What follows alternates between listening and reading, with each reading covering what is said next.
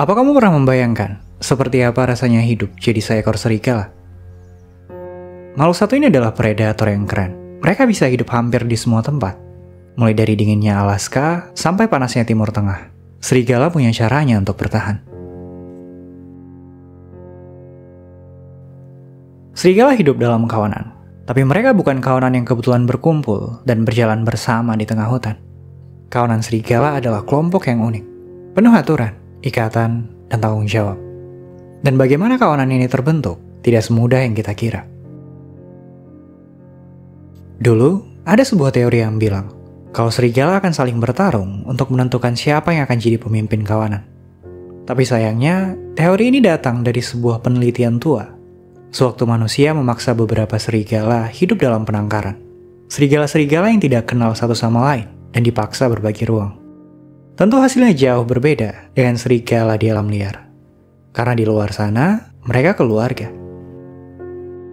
Kawanan serigala berasal dari sepasang indukan, yang orang-orang sebut alpha male dan alpha female. Lalu ada anak-anak mereka, yang lahir serta tumbuh seiring berjalannya waktu. Setiap anggota kawanan punya perannya masing-masing. Induknya yang memimpin, sementara yang muda belajar. Karena itu, serigala tidak perlu bertarung untuk menentukan siapa yang akan jadi pemimpin. Mereka bertarung untuk hal lain yang jauh lebih penting.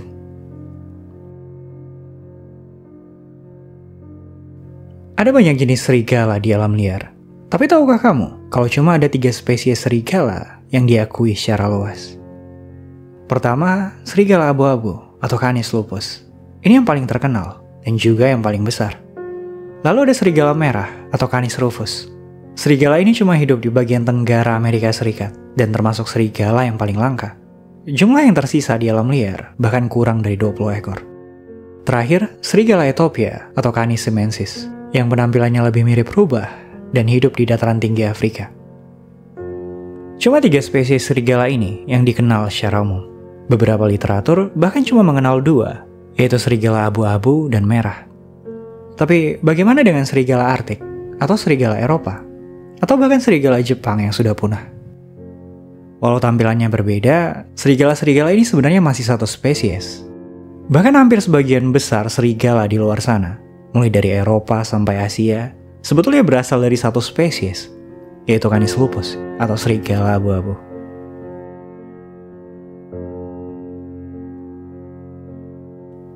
Serigala punya beberapa cara untuk berkomunikasi dengan sesamanya. Pertama, mereka bisa melolong. Salah satu kemampuan komunikasi terbaik di alam liar. Karena melolong membantu mereka tetap terhubung, bahkan saat terpisah di jarak yang jauh. Setiap serigala punya lolongan yang berbeda, dan kawanannya akan tahu siapa yang sedang bersuara. Selain itu, mereka juga bisa memakai bahasa tubuh. Misalnya ekor yang terangkat bisa diartikan sebagai percaya diri atau dominasi. Sementara ekor yang turun mungkin artinya tunduk dan patuh. Telinga yang tegak artinya sedang fokus. Sementara telinga yang turun artinya curiga. Dan masih banyak lagi. Tapi yang juga unik, karena mereka bisa menyampaikan pesan lewat bau. Para serigala akan menandai wilayahnya dengan kotoran ataupun air seninya. Seolah menyampaikan pesan, di sini hidup sebuah kawanan, masuklah dengan segala resikonya. Kadang, mereka juga akan menggesekkan badannya di tanah ataupun di daun-daunan untuk memberikan pesan lebih mendalam. Karena dengan satu tarikan napas, serigala lain yang mencium bisa tahu seberapa besar mereka, seberapa kuat, dan bahkan emosi yang sedang dirasakan oleh serigala yang tinggal di tempat ini. Lewat berbagai hal seperti suara, bahasa tubuh, dan bau, serigala mempertahankan sebuah cara hidup yang kompleks. Bukan cuma untuk bertahan hidup, tapi bertahan sebagai sebuah kawanan.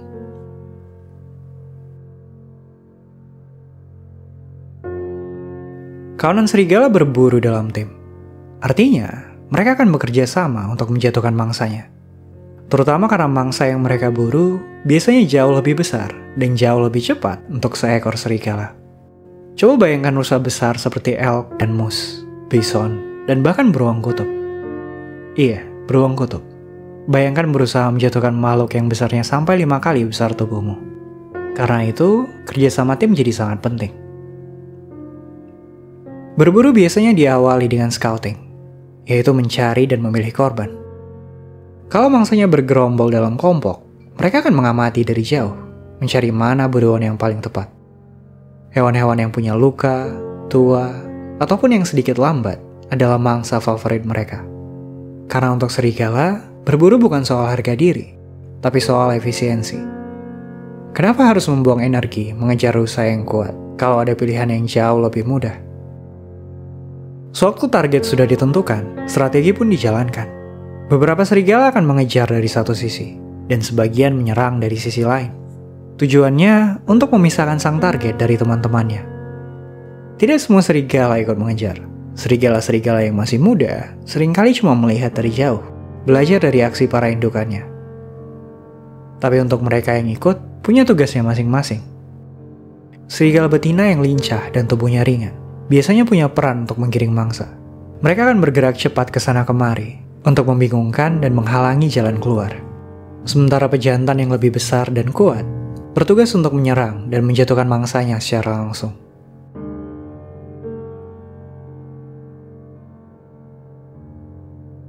Tapi beda dengan singa atau harimau, serigala tidak punya cakar super tajam atau taring yang mengerikan. Mereka tidak bisa membunuh mangsanya dengan cepat. Satu tendangan dari rusa besar dan rahang mereka bisa patah. Bahkan di tempat seperti Taman Nasional Yellowstone, 15% serigala di sana mati karena mangsanya sendiri. Karena itu, serigala menyiapkan kartu terakhirnya. Mereka akan menunggu, menjaga jarak sambil terus menyudutkan mangsanya, sampai akhirnya dia kelelahan. Sebuah strategi menakutkan, yang hanya bisa dicapai lewat ketahanan dan kerjasama. Karena serigala tidak seperti cheetah, sprinter yang bisa berlari cepat namun cuma sebentar. Serigala adalah pelari maraton, yang diberkahi stamina luar biasa. Dan ketika momennya tiba, mereka bergerak sebagai tim. Satu akan menggigit korbannya di hidung, yang lain menggigitnya di leher, ataupun di kaki belakang, sambil menghindari tendangan, cakar, ataupun tanduk yang mungkin menyerang. Ini berbahaya, sulit, dan tidak selalu berhasil. Tapi kalau sukses, semua akan makan, semua akan mendapatkan bagian. Berbagi makanan adalah bagian penting dalam kehidupan para serigala. Bahkan untuk serigala betina yang tidak ikut, mungkin karena harus menjaga bayi-bayinya, akan dibawakan makanan oleh serigala lain. Kadang makanan tadi dibawa dalam perut, yang kemudian dimuntahkan.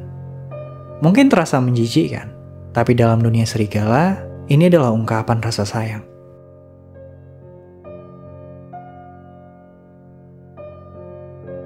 Kawanan serigala bisa bepergian dalam jarak yang jauh dan luas. Tapi jangan salah sangka, mereka bukan berkeliaran tanpa arah. Setiap kawanan serigala punya wilayah kekuasaan, dan menjaga wilayah ini bukan pekerjaan yang mudah. Bayangkan wilayah mereka seperti sebuah kota kecil. Di sana terdapat rumah, supermarket, kolam renang, semua digabung jadi satu. Disitulah tempat mereka berburu, membesarkan anak, beristirahat, dan bertahan hidup. Jadi, ketika ada kawanan lain yang mendekat dan menginjakkan kakinya di tempat mereka, tentu akan jadi masalah. Serigala biasa berpatroli di batas-batas wilayahnya. Kadang, mereka akan berhenti, menandai pepohonan, batu-batuan, dengan urin dan kotorannya. Bau yang ditinggalkan akan jadi peringatan untuk serigala lain, kalau tempat ini sudah diambil. Tapi bagaimana kalau misalnya pesan tadi diabaikan, dan serigala lain tetap masuk ke wilayah mereka? Di sini, situasi akan jadi rumit. Masalah teritori bisa berujung pada perkelahian mematikan. Kawanan serigala tidak akan ragu untuk mengejar, melawan, ataupun membunuh serigala lain untuk melindungi wilayahnya. Bahkan faktanya, salah satu penyebab kematian tertinggi serigala di alam liar bukan karena kelaparan, bukan juga karena penyakit, tapi karena perang antar kawanan. Namun tetap, perang bukan sesuatu yang mereka suka, karena bertarung penuh dengan resiko. Luka kecil sekalipun bisa berujung kematian di alam liar, membuat serigala berusaha melindungi wilayahnya dengan cara lain, lewat intimidasi, suara, dan aroma yang mereka sebar. Kawanan serigala akan melolong bersama di tengah malam untuk menunjukkan keberadaannya, seolah memberi peringatan kepada siapapun yang mendengar. Kami di sini, kami kuat, jangan sekali-kali mencoba.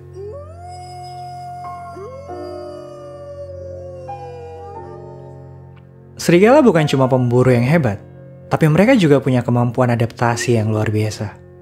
Mulai dari dataran bersalju di Alaska, sampai kering dan panasnya Timur Tengah, serigala punya caranya untuk bertahan hidup, bahkan di tempat-tempat yang cukup untuk membuat hewan lain melarikan diri. Mari mulai dari yang dingin, karena di sini, serigala Arktik harus menghadapi suhu yang bisa membuat air membeku nyaris sepanjang tahun. Tapi mereka punya 2 lapis jaket. Jaket ini terbuat dari bulu tebal dan kedap air di bagian atas, serta bulu-bulu yang lembut dan hangat di bawahnya. Bulu ini memastikan tubuh mereka tetap hangat, sekaligus menepis salju yang jatuh ke tubuh mereka. Pakaian yang sempurna untuk tempat yang super dingin. Dan ketika musim dingin sampai ke puncaknya, di antara jari kakinya akan tumbuh bulu, seolah jadi sepatu untuk tanah bersalju. Telapak kaki mereka lebar dan empuk, membantunya berjalan di antara salju tanpa tenggelam. Ini bukan cuma soal kenyamanan, tapi efisiensi. Karena mereka harus berjalan jauh untuk mendapat makanan. Bisa berjalan tanpa harus tenggelam di antara salju, pastinya sangat menghemat energi. Dan bicara soal berjalan jauh, serigala adalah ahlinya.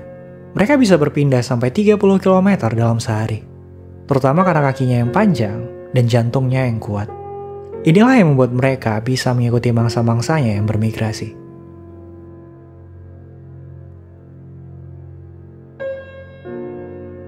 Lalu bagaimana dengan suhu yang panas? Tidak semua serigala hidup di tempat yang dingin.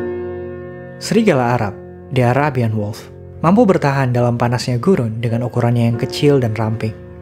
Ini membantu mereka melepaskan panas tubuhnya lebih cepat. Serigala di sini biasa berburu sewaktu malam dan beristirahat di tempat teduh sewaktu siang. Mereka akan bertahan dengan cairan yang didapat dari mangsanya, supaya tidak kehausan. Tapi tidak peduli dimanapun serigala tinggal, mereka punya hal lain yang jadi kuncinya beradaptasi. Penciuman. Kekuatannya sampai 100 kali lebih tajam dari manusia. Mereka bisa mencium mangsanya, batas wilayah, ataupun aroma dari kawanan lain dari jarak berkilo-kilometer. Lalu ditambah dengan pendengarannya yang tajam dan penglihatan malam yang luar biasa, makhluk satu ini diciptakan untuk mendeteksi, bereaksi, dan bertahan hidup. Tidak peduli siang atau malam. Tapi adaptasi bukan cuma tentang fisik, tapi juga kebiasaan. Serigala akan mengubah strategi berburunya tergantung pada tempat. Di hutan, mereka akan menggunakan pepohonan untuk menyembunyikan diri. Di iklim tundra yang dingin dan terbuka, mereka bergantung pada staminanya. Sementara di gurun, mereka menyimpan energi dengan menyembunyikan diri dari matahari. Jadi, tidak peduli di tempat yang dinginnya menggigit ataupun panas yang menyengat. Serigala bukan cuma bertahan hidup, mereka beradaptasi, menyesuaikan diri, dan terus melangkah. Kamu pasti pernah mendengar tentang istilah serigala penyendiri. Lone wolf biasanya dipakai untuk menggambarkan orang yang mandiri, keras, dan tidak butuh siapapun. Tapi dalam dunia serigala yang sebenarnya, menyendiri bukan berarti mereka ingin hidup sendirian, namun sebuah titik untuk mengawali sesuatu. Seekor serigala akan jadi penyendiri ketika dia meninggalkan kawanannya. Ini biasanya terjadi ketika seekor serigala muda mencapai usia 1-2 tahun. Tapi kenapa dia meninggalkan kawanannya? Karena alam berkata, sudah waktunya untuk tumbuh.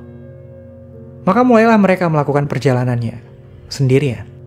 Kadang bisa berkelana sampai ribuan kilometer. Melewati hutan, padang rumput, pegunungan, melintasi sungai, jalan, dan bahkan tempat di mana manusia tinggal. Mereka mencari sesuatu yang sederhana, tapi tidak mudah untuk ditemukan. Sebuah tempat untuk menetap dan menghabiskan sisa hidupnya. Tapi hidup seorang diri bukan hal menyenangkan. Alam liar bukan tempat yang ramah, bahkan untuk seekor serigala. Tanpa kawanannya, seekor serigala tidak bisa lagi bergantung pada siapapun. Berburu, menghangatkan badan, ataupun menghadapi bahaya. Mereka terpaksa mencari mangsa yang lebih kecil, menghindari wilayah kekuasaan serigala lain, dan harus terus waspada.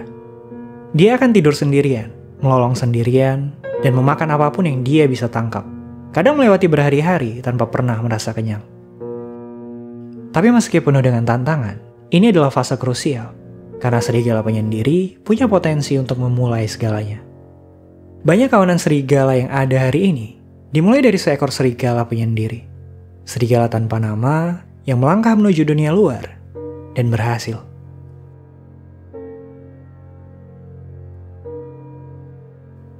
Kadang, dua ekor serigala penyendiri akan bertemu di tengah jalan. Dan kalau koneksinya tepat, mereka akan membentuk sebuah ikatan. Beginilah dimulainya sebuah kawanan serigala. Bukan lewat adu kekuatan, tapi kerjasama.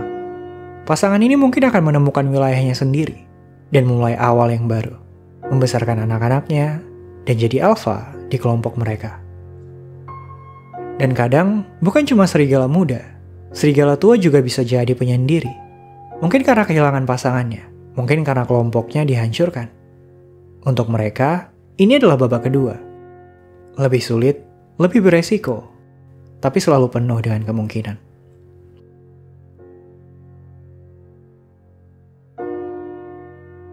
Jadi, sekalipun serigala penyendiri berjalan sendirian, bukan berarti mereka tidak punya tujuan. Makhluk satu ini adalah petarung, pengelana, jembatan tanpa nama antara generasi yang lalu dan generasi berikutnya.